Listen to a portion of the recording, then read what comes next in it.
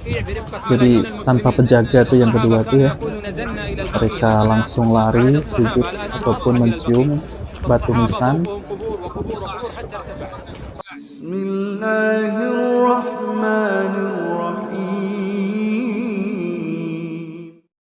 Assalamualaikum warahmatullahi wabarakatuh. Alhamdulillah wassalatu wassalamu ala rasulillah. Allahumma sholli ala Muhammad wa ala ali Muhammad. Alhamdulillah kita bertemu kembali di channel Cahaya Hidayah. Nah teman-teman semuanya, jadi di kali ini saya akan membahas tentang perbedaan ketika kuburan baki itu ada askarnya, yaitu dijaga oleh askar. Dan perbedaan kedua itu ketika kuburan baki tidak dijaga oleh askar.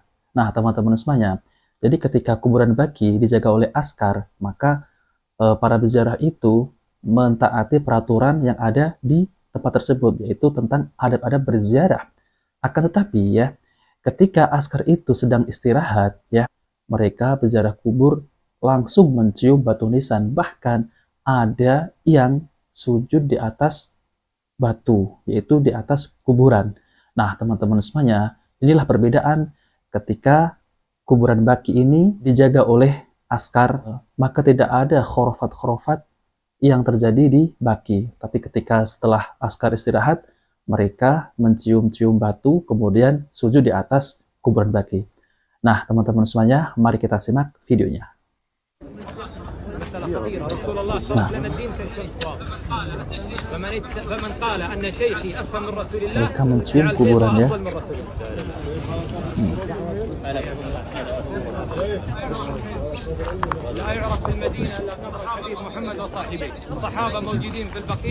Jadi tanpa penjaga tuh yang kedua tuh ya, mereka langsung lari, sujud ataupun mencium batu nisan.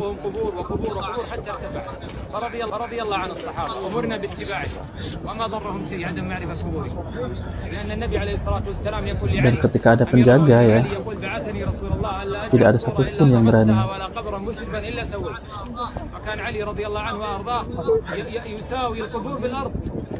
Nah teman-teman semuanya ya, kita juga sudah melihat ya, yaitu perbedaan ketika kuburan baki itu yaitu kuburan para sahabat ya.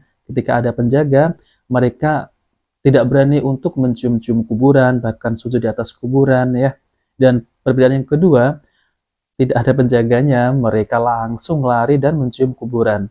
Nah teman-teman semuanya, jadi kita ini berziarah ya, itu ada adabnya dan ada batasannya. Kita tidak boleh melakukan ziarah yang tidak dicontohkan oleh Nabi SAW. Adapun kita itu mencontohkan Nabi SAW ketika berziarah seperti kita ucap salam ya kepada penghuni kubur, kemudian kita mendoakan kepada penghuni kubur, bukan seperti yang ada dalam video itu yang tanpa penjaga ya, dia langsung mencium kuburan para sahabat ya.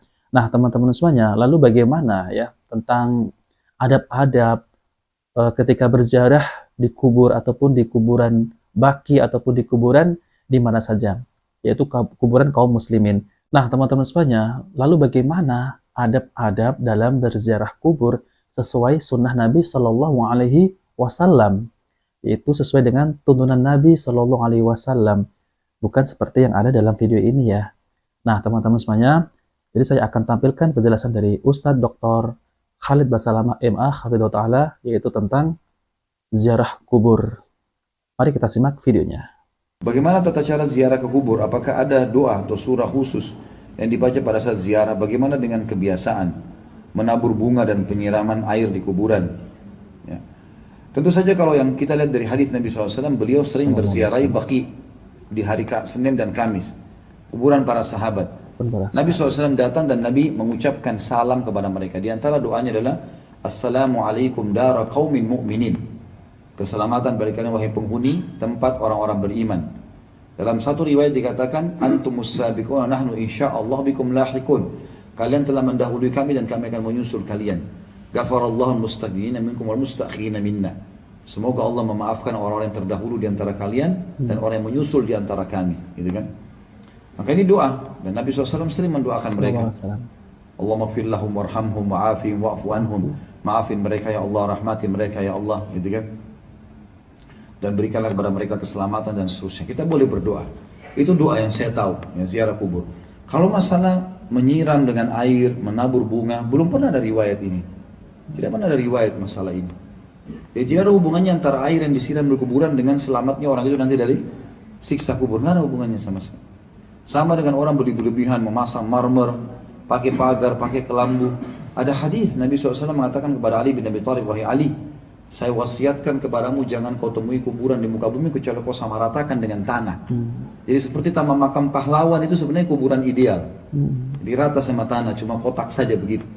Itu memang seperti itu sunnahnya Nabi SAW semestinya. Kalau kita kan luar biasa besar bangunan segala macam. Ada riwayat lain yang kata Nabi SAW, yang kata Nabi SAW, hai Ali, jangan kamu biarkan bangunan kuburan tinggi dan jangan kamu warnahi atau dikapuri dan jangan ditulisi. Karena kan memang begitu. Kalau kita kan tulis tahun wafatnya, tanggal wafat segala macam. Ini lama-lama kalau dibiarkan tulis juga tanggal lahirnya. Dihindari saja. Yang penting adalah kita tahu orang tua kita sudah meninggal, kita doakan. Perbanyak amal soleh Bapak Ibu sekalian. Perbanyak amal soleh. Siapa ada masjid lagi dibangun, sedekahkan atas namanya dia. Biar tidak disebutin, Allah sudah tahu. Dalam hati kita niat. Beli Al-Quran, taruh di masjid. Niat untuk orang tua kita yang sudah meninggal. Ada kesempatan haji umroh, kita haji dan umrohkan buat mereka. Gitu kan? Ada ilmu yang bermanfaat yang mereka pernah sampaikan, kita sebarkan ilmu itu. Sebagaimana sabda Nabi SAW, kalau anak Adam meninggal dunia terputus sumber pahalanya kecuali dari 3. Gitu kan? Ilmu yang bermanfaat, sedekah jariyah, bangunan atau sebuah fasilitas yang dipakai terus kayak masjid, rumah anak yatim, jalanan, jembatan, sumur segala macam ini, maka itu termasuk Umar bin Khattab pernah membeli kuda dan ditulis wakaf. Ya lillahi ta'ala, siapa saja mau pakai boleh. Kayak kita sekarang mobil ambulan, mobil apalah ya, transportasi apa, itu semua termasuk sedekah jariyah. Ilmu bermanfaat atau anak soleh yang mendoakan. Dalam riwayat lain masalah haji dan umroh. Pernah ada sahabat yang mau haji sama Nabi SAW, dia bilang, labbaik Allahumma hajjan an syubrumati. Aku niat haji untuk syubrumah. Syubrumah keluarga yang sudah mati. Kata Nabi, hajjta an nafsik, kau pernah haji buat dirimu? Dia bilang, belum ya Rasulullah. Kata Nabi, huj an nafsik, thumma huj an syubrumati. Haji dulu buat dirimu, baru haji buat kerabatmu yang sudah meninggal. Berarti boleh kita kerjakan. Nah, batasi diri kita di amal-amal ini yang pernah Nabi perintahin. Cukup untuk itu, gitu kan. Allahu a'lam, itu yang kita tahu. Nah, oke teman-teman semuanya, kita sudah mendengarkan penjelasan dari Ustadz Dr. Khalid Basalamah MA Hafidhullah Ta'ala, yaitu tentang terkait adab-adab ziarah kubur dan tata cara ziarah kubur sesuai dengan sunnah Nabi Shallallahu Alaihi Wasallam. Dan ini ya teman-teman semuanya, sering saya bahas tentang adab-adab ziarah kubur dengan tutur Nabi Shallallahu Alaihi Wasallam. Tidak seperti apa yang saya tampilkan tadi, yaitu ziarah kubur ketika penjaga tidak ada ya, askar tidak ada. Mereka langsung mencium kuburan, terus kemudian sujud di atas kuburan, dan ini tidak pernah dicontohkan oleh Nabi Shallallahu Alaihi Wasallam. Nah, teman-teman semuanya, maka dari itu kita harus mengikuti i'tiba, yaitu mengikuti Nabi Shallallahu Alaihi Wasallam sunnah-sunnahnya.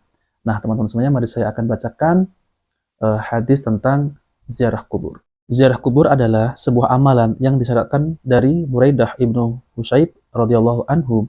Rasulullah Shallallahu Alaihi Wasallam bersabda, yang artinya, dahulu aku melarang kalian berziarah kubur, maka sekarang berziarahlah.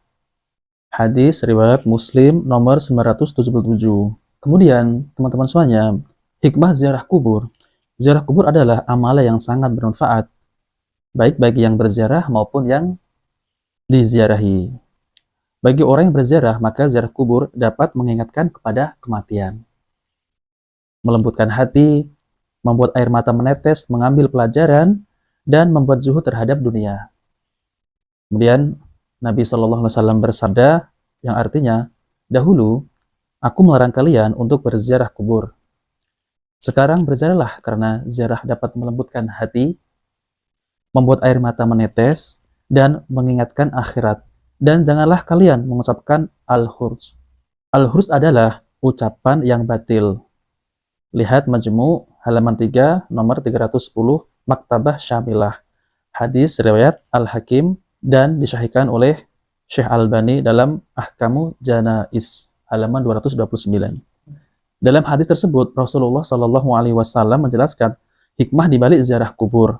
Ketika seorang melihat kubur tepat di depan matanya di tengah suasana yang sepi, ia akan merenung dan menyadari bahwa suatu saat ia akan bernasib sama dengan penghuni kubur yang ada di hadapannya. Terbujur kaku, tak berdaya, ia menyadari bahwa ia tidaklah hidup selamanya.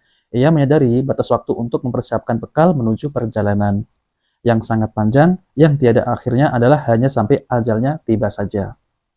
Maka ia akan mengetahui hakikat kehidupan di dunia ini dengan sesungguhnya dan ia akan ingat akhirat.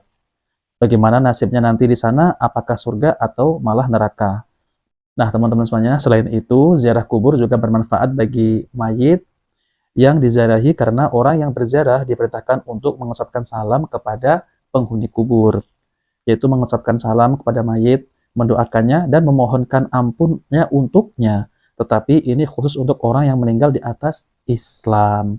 Jadi kalau orang itu orang non-muslim ataupun orang kafir, ya, maka itu kita tidak bisa meminta ampun kepada Allah SWT untuk orang kafir tersebut yang telah meninggal.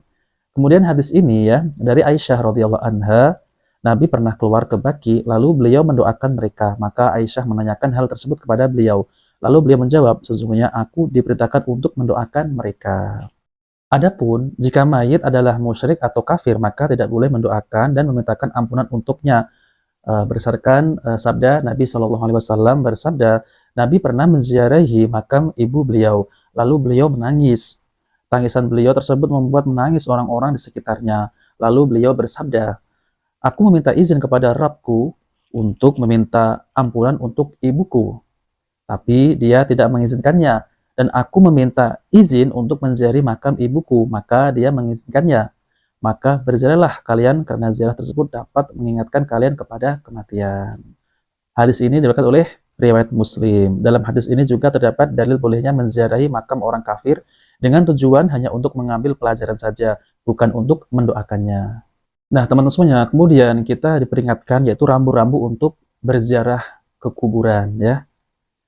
Ada beberapa hal yang harus diperhatikan berkaitan dengan ziarah kubur ini agar ziarah kubur yang dilakukan menjadi amalan soleh, bukan menyebabkan murka Allah Subhanahu wa Ta'ala. Hikmah disyaratkan ziarah kubur adalah untuk mengambil pelajaran dan mengingat akhirat, bukan untuk tabaruk kepada mayit meskipun dia dahulu orang soleh.